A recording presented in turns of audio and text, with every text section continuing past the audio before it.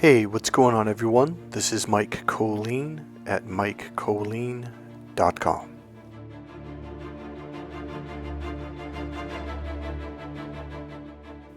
Sometimes it feels like we're in a race, like we're going on not necessarily just a journey, but we're in a race going somewhere in a direction.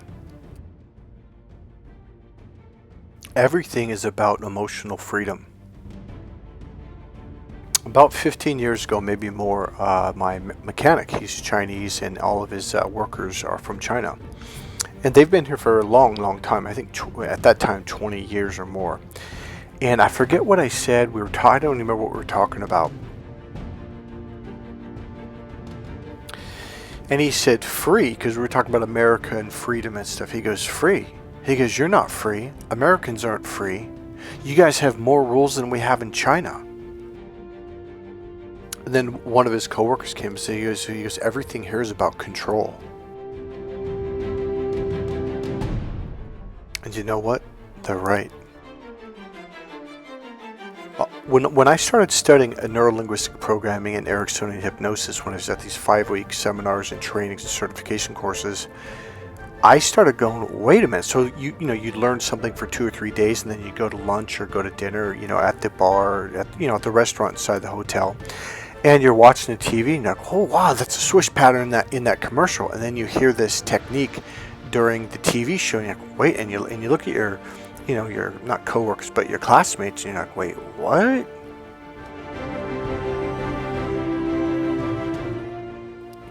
Because you keep seeing these techniques in the commercials and also in movies and on TV shows. And I remember going back to the class, I think this was the second week or third week of this 5-week training.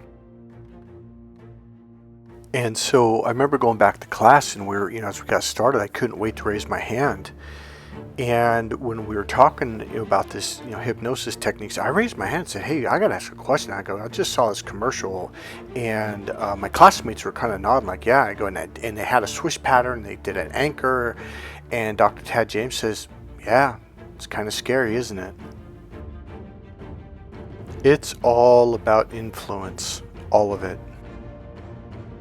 The great thing when you go to Tony Robbins seminars, or even take just a practitioner level, you'll see the techniques, and then you can basically protect yourself from it.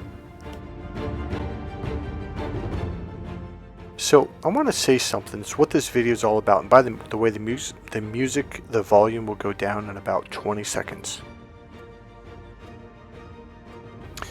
And I'm going to get back to the race and what the race is about in a second. Everything that we're doing with you, everything that I'm doing, everything that a good therapist should be doing with you, and it's what Buddhist monks are doing with you too, and healers, is emotional freedom. Because this is what it's all about. Everything, I'm telling you, from Jesus Christ to meditation to prayer to everything that you're doing, even your job. You may not realize it, but you're trying to find that emotional freedom where you're just free to be yourself. Free to live, free to create, free to do what you want, free to prosper, free to see. Okay, I remember I have this in my Bible. It's King James Bible, but it's concordance, etc. It has big long paragraphs underneath, like the text on the top. So the bottom third of the page will have this. I'm going to go grab it. So this Bible is designed to break things down of what was the actual meaning and or definition from the original language, whether it was Hebrew, Greek, and there was another language, I think it was used in Ruth, but the point being is in the original language at the original time, so you can actually have an actual understanding of, well, what did that verse or those 3 or 4 verses mean? So in the book of Genesis, chapter 2, verse 15, it says, let's see, is that 15? Yeah, that's right. And the Lord God took the man and put him in the Garden of Eden to dress it and to keep it. Okay. Now, when you go down and look for the description underneath, see, this is almost half the page. Okay, so there's a line, then underneath it's got verse 2:7, 2:8, and 9, and then verse 2:15, 7. It says here's what it said. This really excited me when I was young when I read this. It said, man was always meant to accomplish work, but God intended man to enjoy it. It says work only became drudgery after the fall of Genesis 3:17 through 19. Now, number one, this got me really, really excited because my whole life I was raised to believe that work was drudgery, that work was a punishment. So I could, even at that time, I was probably only 20 some years old. I honestly don't remember if I was 21, 22, or a little bit older. But I remember when I read that, that was like a life-saving verse to me, a life-saving, definition of, well, what was this verse about? And I went to Pastor Rex and I said, hey, this is what it says, almost in defense of myself, like, hey, I have the right to find work that I actually enjoy. And he said, yes. He goes, Michael, I know. Because I always had the feeling like, okay, that church was always telling you that life is punishment, that you're bad, you're not worthy of the Lord God, you're a sinner, you're going to hell, like live in this drudgery, you're here to be punished. And that because that's all I heard. Now you might think, well, that was a horrible church. We moved around 3 times before. Technically, I moved a 4th time when I was in 10th grade. So I've lived in 4 different cities. And not only that, but in one of the cities, we went to 2 different churches because at one point, my mom really got pissed off at this pastor, so we went across town to this other one. But then we came back to Napa and went to another church, and then I moved from there and went to another church. So I bounced around, and this is all I ever heard. But there's a key moment where it says, work became drudgery after the fall. Now watch this. Now, what did I essentially say or express to Pastor Rex is like, hey, I have the right. It's like, because when I read this, it confirmed a feeling I had in my body. Like I had this feeling like I want to find work that I like. I want to do something that I enjoy, even though everything I heard and was taught and felt, well, you're supposed to be punished. It's supposed to be this pain, this suffering, this horrible experience. Yet my intuition was telling me otherwise, like, Mike, find something that you like to do. And that's the point. The fall tells you not to listen to your intuition. The fall is like, oh, we're bad, we're shameful, now let's hide from God. If you followed my channel, you know what I'm talking about. The book of Genesis, where Adam and Eve hid from God when the serpent convinced them, oh, you're naked. And by the way, if I didn't make this clear on the last video, I think it was the video before this or 2 videos before this, being naked means open emotionally. It's when you're wide open to your right brain, your intuition, your emotions, your feelings, your 5 senses. It's called being tuned in and connected to self. And what is that? That's God. I'm going to say it again. Jesus says the body is the temple of the Lord. And then he says the Lord resides within the temple. And then Jesus says, look within. Now, the fall is when we listened to the serpent and we got shamed and we hid from our right brain. Sin means the definition is to cut off from or to close off from. And that's exactly what narcissists do. They close off from their own right brains. They shut the door. They lock it, triple padlock it. They nail boards across it and they tape it and they glue it. And they're like, I'm never opening up to my right brain. And what they do is they sting your emotions, your solar plexus, your heart, and your emotional center so much, so often that eventually you pull back and you close the door to your emotional brain. And thus you're disconnected from God, which is the fall. And this is what they call the original sin. There really is only one sin. It's when you close off from God. That's what it literally means. That is sin. So scientifically what happens is that when you're in a state of fear, including shame, guilt, confusion, doubt, all the things that narcissists do to you, it puts you in a form or a state of fear, and then your body tightens up. Your muscles tighten up, and the artery in the lower reptilian brain tightens up, and this puts you into panic or into your fight and flight brain, which is the lower reptilian brain, which means you're completely and totally disconnected from higher awareness, thus connected to God, or not being connected to God. So here's the point. So here I was thinking work was drudgery, because that's literally how it was taught to me from everyone I'd ever worked for, my own mother, my own family, is like work was this painful thing that you were supposed to experience. And not only that, but if you didn't suffer emotionally doing something that really hurt you, bothered you, suffered, then, well, you don't deserve the paycheck. And that's exactly how I felt whenever I did work that I enjoyed doing. I felt like, I can't get paid for this. I mean, I didn't really suffer emotionally at all. Now listen closely. It says that work only became drudgery after the fall. Because instead of listening to God, which he speaks to you or expresses and communicates to you through your emotions. Now I'm kind of pointing to my belly, my solar plex with an open hand. Instead of communicating to you through your emotions and your intuition, your body, you don't listen to that, but you listen like, oh, I'm in my left brain, my rule brain, and the rule brain processes rules, structure, and organization. And now you're listening to Narcissist. The Narcissist, oh, this is the rules, this is the way it is. You should feel shame, you should feel bad, blah blah blah. And now you hide from God. If you were listening to God, if you trusted your intuition, if you connected to yourself, thus God, and open up to God and receive that, all of a sudden God's like, no.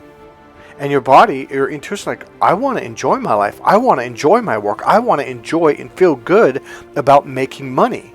That's listening to God. That's the whole point of opening back up to God, because the other side is full of lies.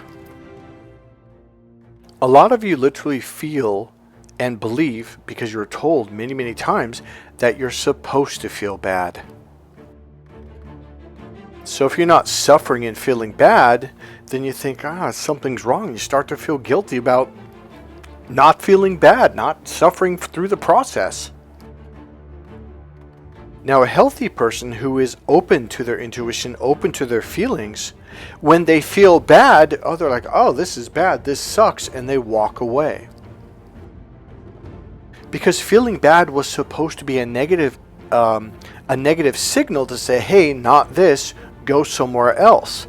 You were supposed to feel good. So all of a sudden, haven't you ever noticed some people, like, everything just happens to fall into their lap? Like, for some reason, everything seems to work good for them and work out for them, or they're lucky and they find money, or they get this special job, and someone just happened to say something to someone and then said, oh, well, give me their number, and everything just seems to fall into place and work out for them.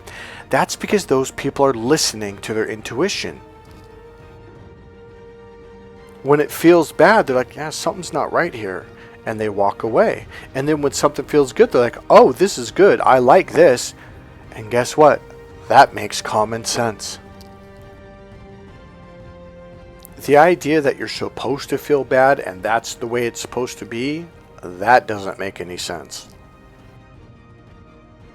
The idea that you're supposed to feel bad when you do your work, that you're supposed to suffer in relationships, that's another one. Oh, that is a complete effing lie. If you are struggling in your relationship, and you should have done this early on, the reason why you're supposed to date someone for a year or more before you marry them is because you're supposed to find out, hey, do we get along or not? And I'm telling you right now, when I start working with someone, but getting to know someone as a friend or a date or whatever, when I start noticing difficulties early on, I'm like, this isn't going to work. I mean, if we're having difficulties right now when we're on our best behavior, this is definitely not going to work.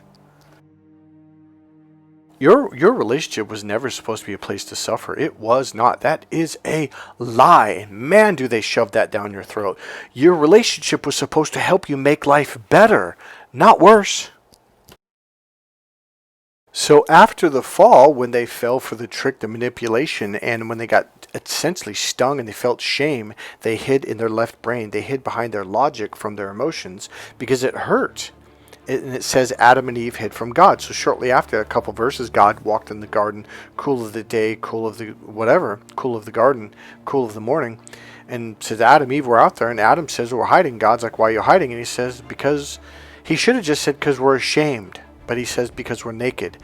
Meaning we're ashamed that we're naked, and that's why we're hiding. And shame is what closed them off from their emotions and their feelings.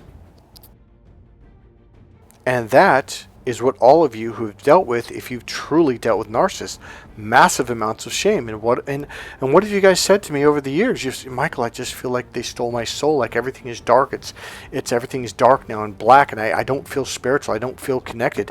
No, they didn't steal your soul. All they did was they tricked you to hide in your left brain. And that's what this is all about. Emotional healing will give you emotional freedom.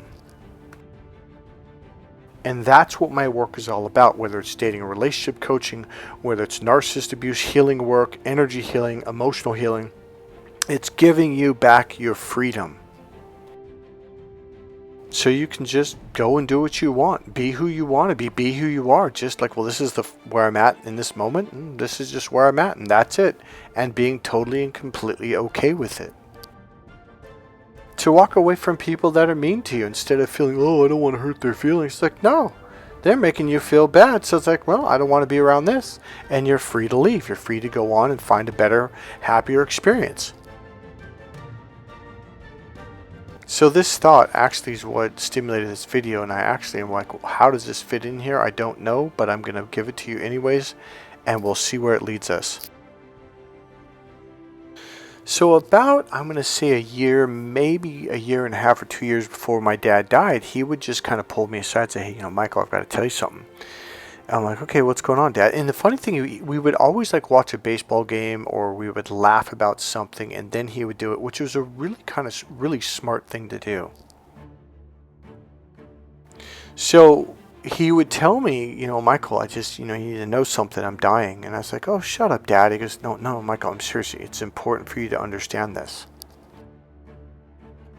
And he would say, you need to know this. And the thing is, he would look me in the eye and he would say, Michael, I love you. I was like, oh, Dad, come on, don't say that. Because I felt kind of weird, and I'm his son, and I think I was 20 to 24, 25 years old. I don't remember exactly how old I was when he did this, but it ended up being one of the best, because he didn't do this once. He did this probably 12 to 24 times over a period of time.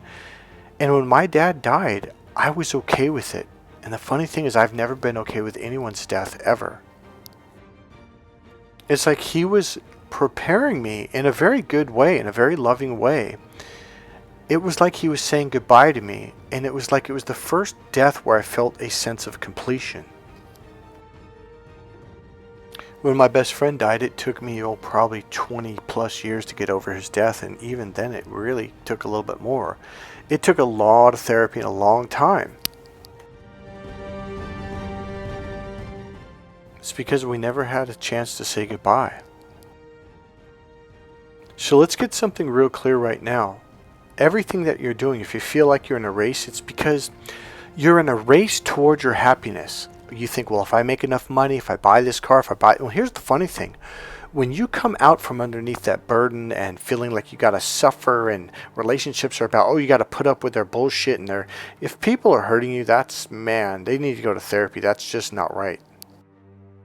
Relationships and friendships were designed and meant to be people helping people move forward in life, and to be happier, and to support each other, and to love each other, and to help each other, and to lift each other up. It was never meant for someone to make you a pincushion and to bully you and make you into a punching bag. If that's what your relationship is like, get out.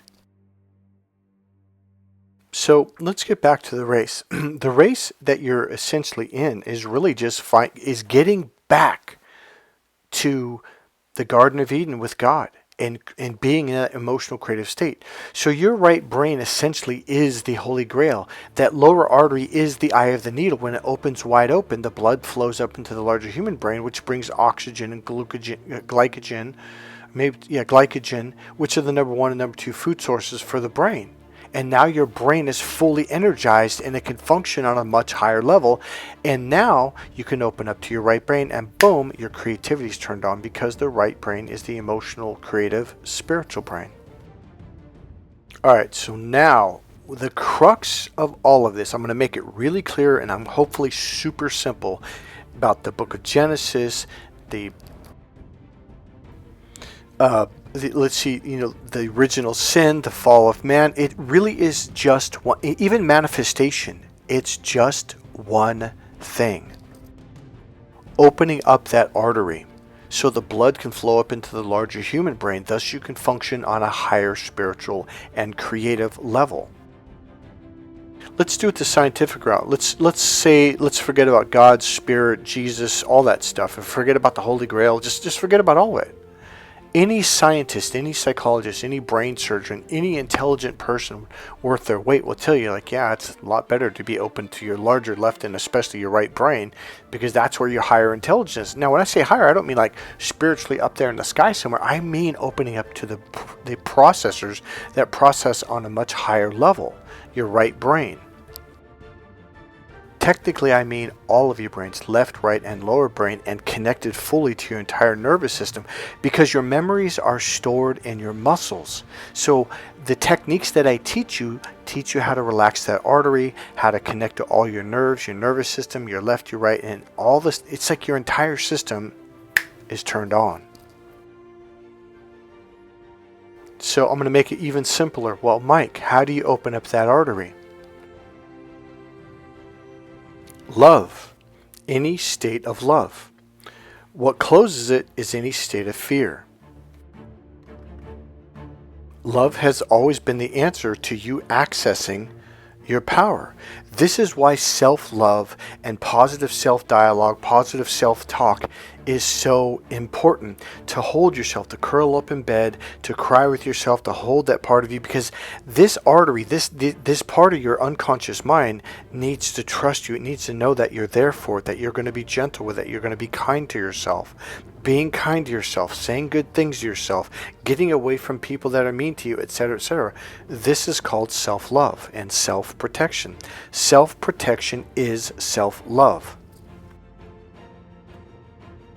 Deep meditation, when you meditate for 45 minutes to an hour, and it's like something lets go eventually, and you drop down inside, and all of a sudden you're open. What you're doing is you're creating such a calm, peaceful environment that there's no fear, and that really is the key. No fear. The artery opens wide open. When you're in a state of fear, it closes. When you have no fear, it opens wide open.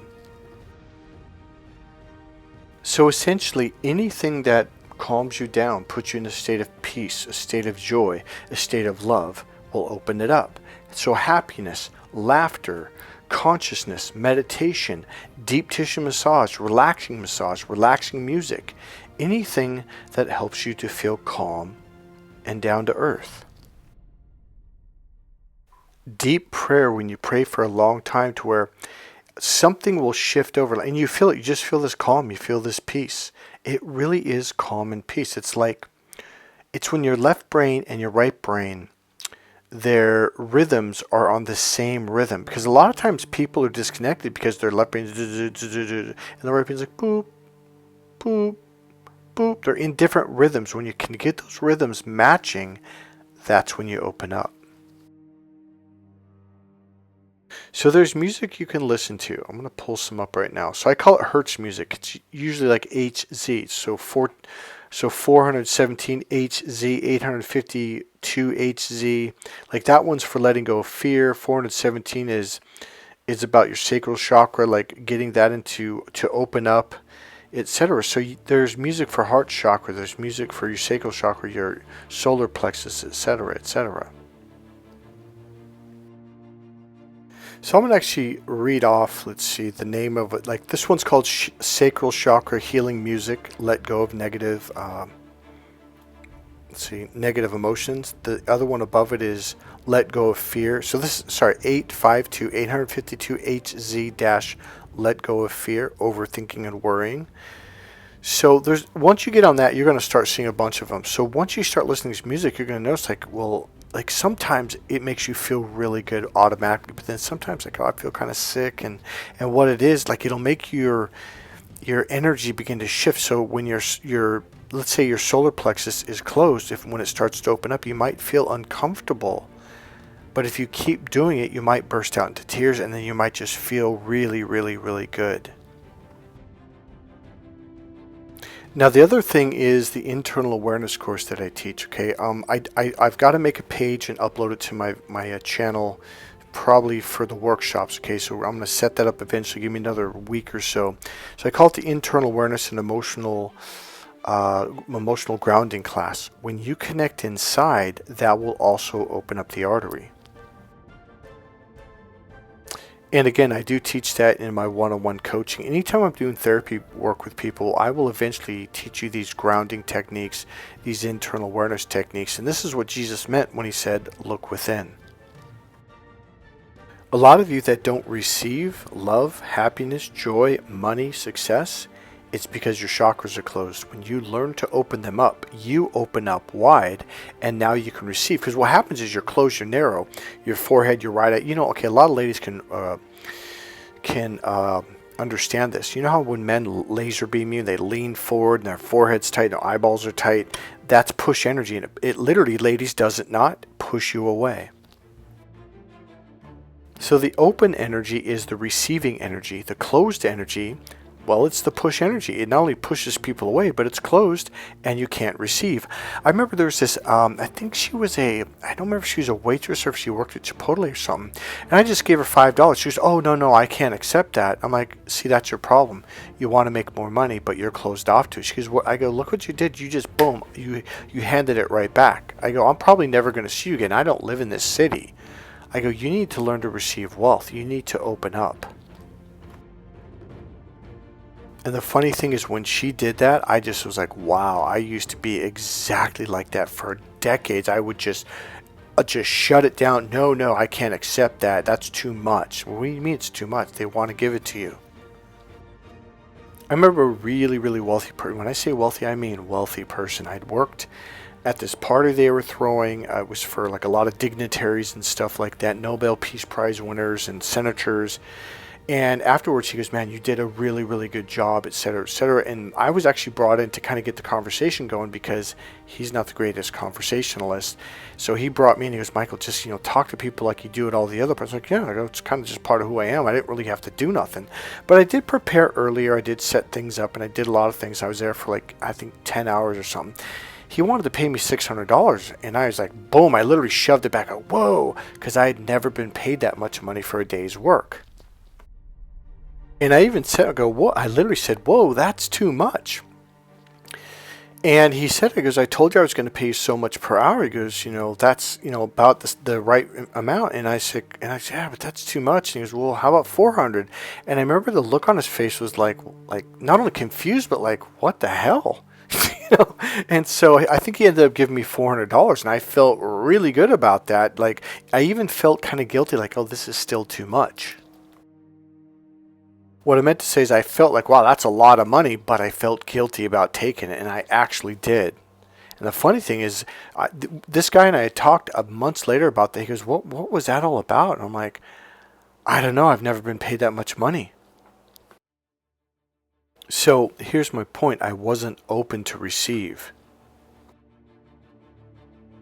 And the funny thing, he goes, Michael, I could more than afford that. Like, that's like nothing to me. And now, as I reflect back, I'm like, yeah, that's true. But to me, that was just too much money. So do you get where I'm going with this? Like, you have to learn to open. See, okay, here's my point. If you're wondering why some people just seem to get all the luck, why some people just make more money than you, why they get a raise and you didn't, why they got the best partner, the most beautiful wife, or someone who loves them with all their heart and soul and treats them really well, it's because they're open to receive it.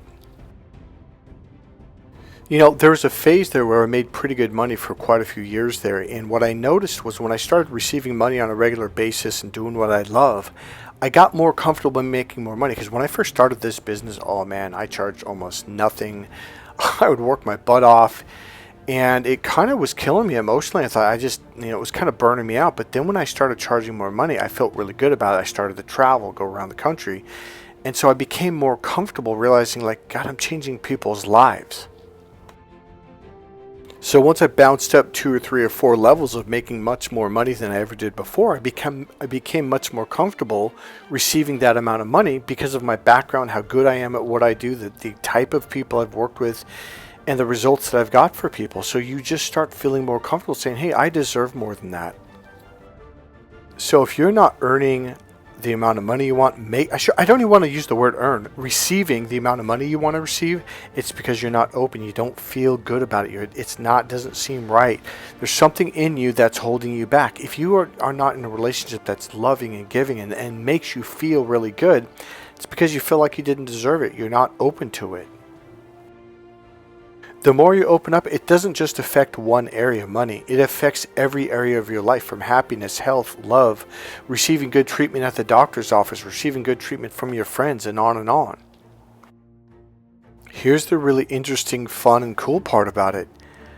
Everything should just flow. It should just be this natural flow where you work, you make money, you're doing what you love, you're excited about work, you're getting paid your worth. It should just be this wonderful experience, including dating, relationships, your love, your friends, your family. Life should just be this flowing energy, and it will become more and more like that the more you open up. And emotionally, you should just feel emotionally free. Like it's not like I'm tied down in a marriage. I'm tied down. I'm bonded. Like you're in slavery. Like you're chained down. It should be this flowing natural energy. And here's the thing. I was just on this YouTube video. I think it was a Christian YouTube video, and every comment was like, "Oh, life's a struggle. It's the price you gotta pay," and all these unbelievably negative things. And I'm just like, wow, that is not what God told us. That is not what God says. Now, I mean, today I went on that channel, I was watching all the comments. I thought, God, this is the worst advice in the world. This is the drudgery that the book of Genesis was talking about after the fall. Here's the deal. It's not like, well, how, I can't just like change. Yeah, you can. Open up. That's the whole point of the fall. You closed up, now open up. You can change. That's what I'm saying. It's not like you're stuck there for the rest of your life. You can change right now. Hey, God bless you guys. I hope you liked this video. If you did like this video, go ahead and click subscribe. Go ahead and click the like button. If you want, go ahead and make a comment. And as always, you can go ahead and make a donation. There's a PayPal button or a PayPal link right there in the description box. All right. God bless you guys. I hope you guys liked this video. All right. Bye.